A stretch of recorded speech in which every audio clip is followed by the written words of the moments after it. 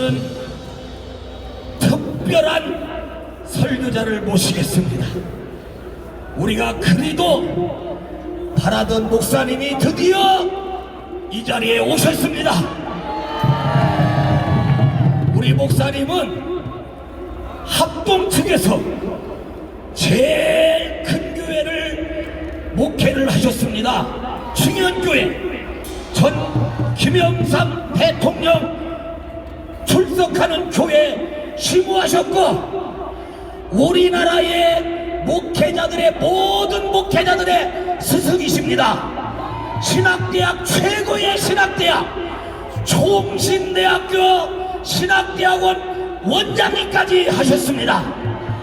그리고 정통 보수 중에 보수 신학자이십니다. 여러분, 이런 귀하신 목사님이 오늘 이 자리에 오셔서 거룩한 종을 올리는 신성종 목사님, 그 이름 그대로 우리에게 거룩한 종을 울려주실 것입니다. 우리 어르신 신성종 목사님을 힘찬 박수로 모시겠습니다.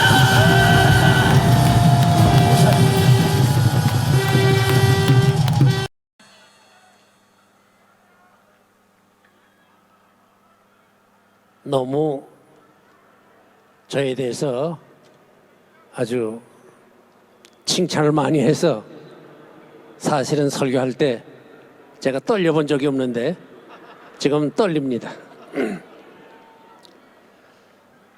오늘 제가 여기 온 이유는 크게 두 가지입니다.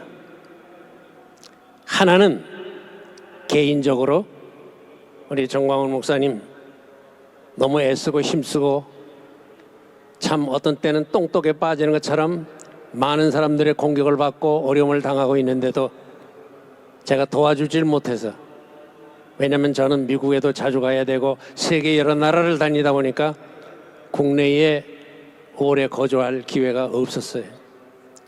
그래서 조금이나마 내가 위해서 기도하고 있습니다 하는 것을 보여주기 위해서. 그 다음에 두 번째 목적이 있습니다. 여러분들에게 호소하기 위해서 온 거예요. 그건 뭔가 하면 4월 15일 총선에서 3분의 2 이상의 투표수를 얻어가지고 국회의원 3분의 2 이상을 야당에서 잡을 수 있도록,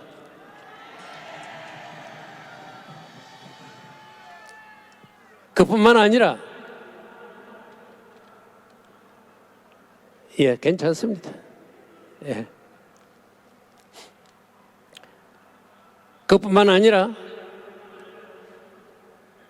그 8월 15일 이전에 스스로 내려오면 모르지만은, 하야하면 모르지만은, 만약에 그렇지 아니하면은 문재인 대통령을 탄핵을 해서 바로 이 서울 교도소, 다른 데도 안 돼요. 박근혜 대통령을 거기서 많이 고생을 시키고 있으니까 서울 교도소에 집어넣어 달라고. 그래서 이 민족을 살려라고. 그래서 여러분들에게 호소하기 위해서 여기에 왔습니다. 문제는 우리가 몇 가지 위기에 놓여 있느냐. 총체적인 위기예요. 총체적인 위기. 그래서 그 위기를 제가 구체적으로 학문적으로 5가지 언급을 하고, 어떻게 하면 이 민족이 살 수 있느냐, 살 수 있는 비결을 여러분들에게 말씀드리려고 합니다. 가장 큰 위기는, 그 중에 하나는 갈등과 분열의 위기예요. 그동안 남북이 나눠진 것도 억울하고, 또 한때 영남 호남 나눠진 것도 억울한데 지금은 그 이상으로 분열되어 있어요. 우리가 박근혜 대통령 탄핵할 그 무렵에 촛불 집회 데모로 인해서 결국은 정권이 바뀌어졌습니다. 그런데 그 후에 촛불 집회 이후에 데모가 얼마나 늘어나느냐? 40%. 이 나라를 완전히 분열시키고 쪼개고 나눴어요. 그 다음에 두 번째 위기가 뭐냐? 여러분들 피부로 느끼겠지만 경제적인 위기예요. 경제적인 위기. 이 경제적인 위기가 얼마나 심각하냐? 지금 우리나라 부채가 얼마인지 여러분들 아세요? 3,783조 원. 우리나라 온 국민이 1년 동안 버는 그 돈을 3년 동안 1원도 쓰지 않고 지불을 해야 갚을 수 있는, 앞으로 이거 갚을 수 없습니다. 이 부채를 갚을 수가 없어요. 그냥은 이렇게 빈부의, 여기에다가 빈부의 격차가 또 심해졌어요. 이거 심각한 문제입니다. 네? 세 번째 위기는 뭐냐? 청년들의 위기예요. 청년들, 우리 아들들, 우리의 며느리들, 그들의 위기가 굉장히 심각합니다. 지금 청년들의 실업률이 얼마냐? 100만이 넘어요. 우리나라 청년들의 실업률이 100만이 넘어요. 여러분들 이들이 대학을 나오기까지 교육비가 얼마나 많이 들었습니까? 정말 많은 비용을 썼습니다. 그래서 이들이 졸업을 해서 취직을 해야 되는데 취직을 못하고 100만이 넘는 사람들이 지금 비정규직, 한 달에 100만 원도 안 되는 비정규직, 그것도 얻지 못해서 쩔쩔매는 사람들이 많아요. 여러분, 청년들이 일할 기회가 없는 나라는 절대로 성장하지 못합니다. 우리나라가 살려면 청년이 살아야 합니다.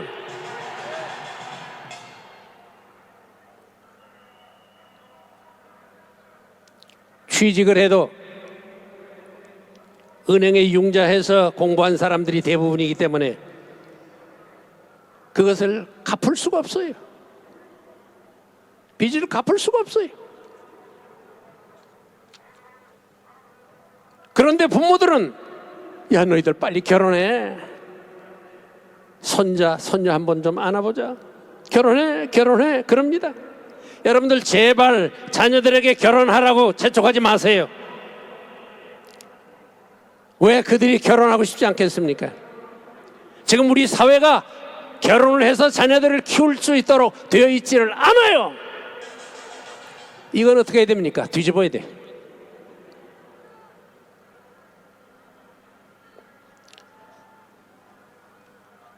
세계에서 자살률이 제일 많은 나라가 어딘지 아세요? 한국입니다. 우리 조국입니다. 경제적으로 보면 세계 5위니 6위니 하지만은 오늘날 우리 사회를 보면서 절망하는 사람들이 얼마나 많은지 아십니까? 이제 우리가 살 길은 하나예요. 부르짖어야 돼. 하나님께 부르짖고, 정부에 대해서 부르짖고, 우리 사회에 대해서 부르짖고, 우리가 두 손 들어 흔들면서 한번 부르짖어 봅시다. 바꾸자! 총선에서 이기자! 아마 이렇게 얘기하면 어떤 분들은 아유, 목사님 한나라당입니까? 야당입니까? 뭡니까? 저는 당이 조금 달라요. 저는 예배당이요. 저는 예배당이요.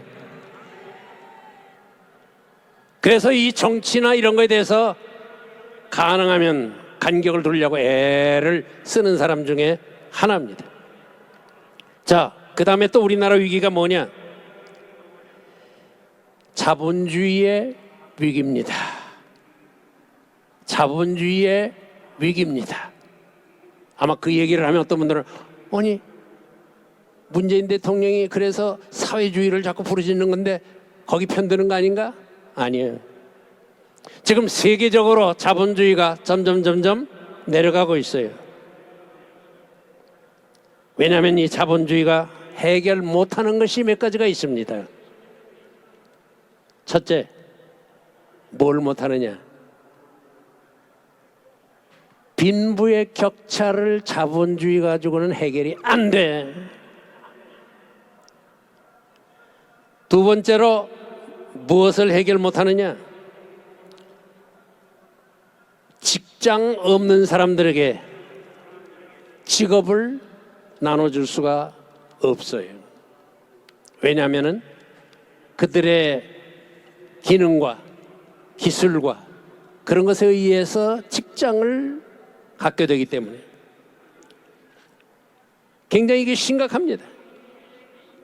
셋째는 지금 모든 것이 자동화되고 있어요. 자동화되고 있어요. 앞으로는 우리 지금 조금 남은 그 직장마저 로봇가 다 차지하고 우리는 결국 거지가 될 수밖에 없어요. 이것이 우리의 위기입니다. 이런 위기를 보고 있으면서도 보고 있으면서도 가만히 있을 수가 없어요. 그래서 우리는 문재인 대통령의 이야기를 인용을 하면은 지금 이 자본주의가 이렇게 되기 때문에 사회주의 방향으로 가야 된다 그럽니다. 여러분, 사회주의는 러시아, 소비에트 연방이 망하면서 사회주의 가지고는 이 나라들이 살 수가 없다.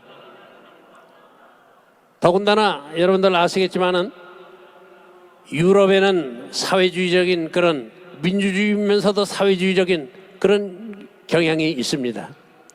그러나 미국보다 유럽이 못 살아요. 이유가 뭔지 아십니까? 사회주의 가지고 안 돼요. 사회주의 가지고 안 된다는 것을 보여준 것이 뭔가 하면 바로 소비에트 연방의 멸망입니다. 그러면 어떻게 해야 되느냐? 우리가 부르짖으면 길이 열려요. 저는 그것을 여러분들에게 말씀드리려고 하는 겁니다. 그래서 이 사회주의 그거 가지고도 안 되고 또 자본주의 가지고도 안 되고 그럼 뭐 가지고 되느냐 이면 그건 조금 이따가 제가 더 말씀을 드리겠습니다. 그 다음에 세 번째로 다섯 번째로 우리가 지금 어떤 위기에 놓여 있느냐?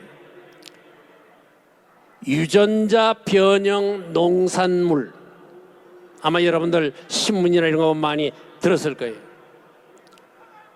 유전자 변형 농산물 세계 수입 1위입니다. 한국이. 이게 큰일이에요. 이 변형 농산물을 먹게 되면 자살률이 많아지고 각종 질병이 많아지고 불임이 많아지고 인구가 급경하기 시작합니다. 그렇게 되면 우리의 대한민국의 지도가 없어질지도 몰라요. 그런 위기입니다. 그런데 우리나라가 얼마나 이것을 먹고 있느냐? 다시 말씀드리면은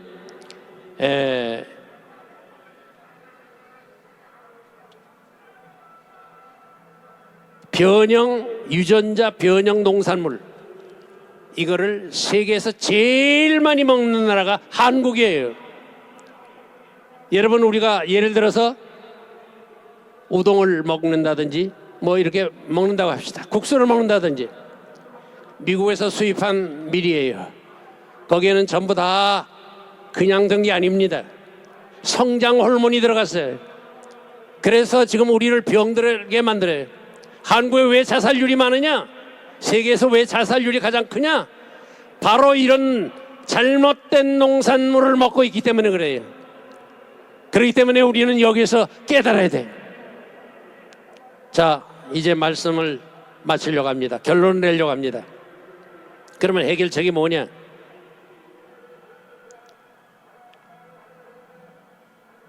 그 해결책은 없습니다. 해결책이 없어요.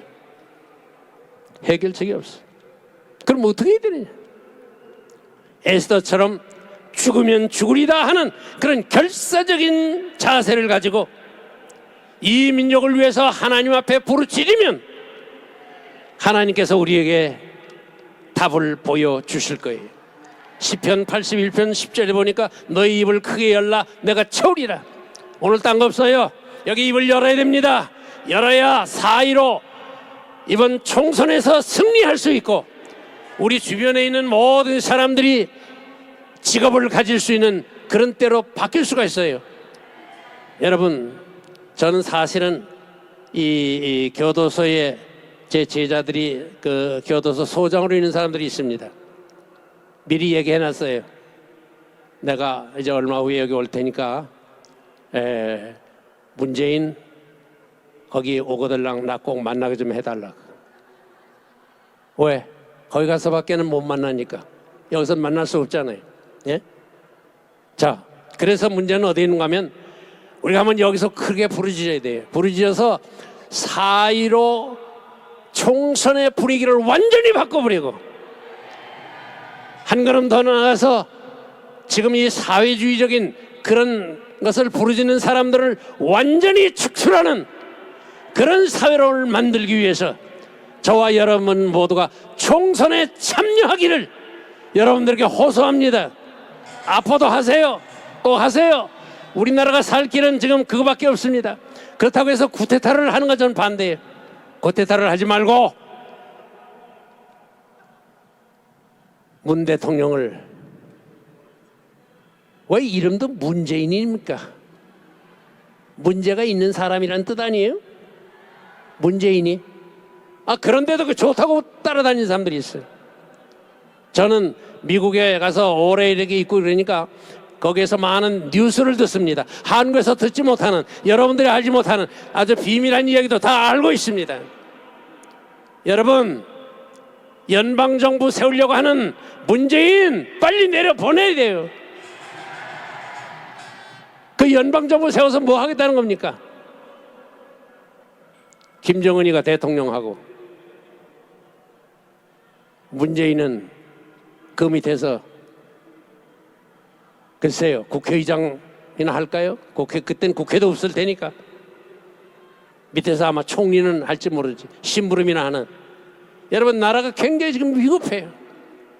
이번 기회 놓치면, 4.15 총선 기회 놓치면 또 한참 지나야 돼요. 그러면 여러분, 이 시간 우리 다 같이 한번 부르짖읍시다. 뭐라 부르짖습니까? 문재인 내려와라 하고 한번 우리 다 같이 시작. 문재인 내려와라. 한 번 더. 문재인 내려와라. 문재인 내려와라. 그래야 우리나라가 삽니다. 여러분들에게 간절히 그렇게 부탁을 드리면서 저의 설교를 마치려고 합니다.